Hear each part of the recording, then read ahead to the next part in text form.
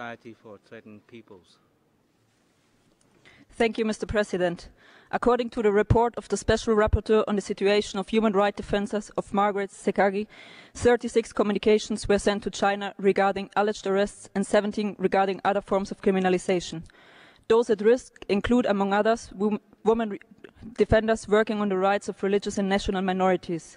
The report expresses also its concern on the frequency with which such defenders were sentenced to prison terms.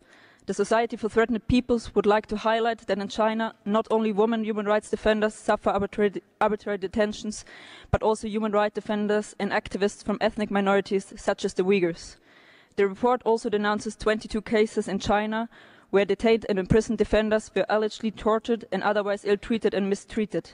Also on this point, the Society for Threatened Peoples would like to highlight that also Uyghur political prisoners, such as Alim Abdurrahim, the son of well-known Uyghur human rights activist Rabia Kader, are tortured in Chinese prisons.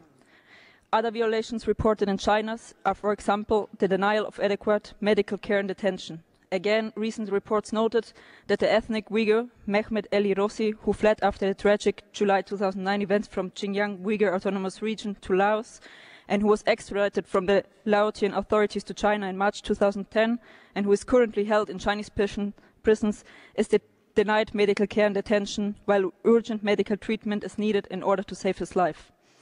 Mr. President, in addition, we support the recommendations in the report of the independent expert on minority rights that states should ensure participation by minorities in all economic life. Society for Threatened Peoples urged the Chinese authorities to stop the systematic, ongoing discrimination of Uyghurs.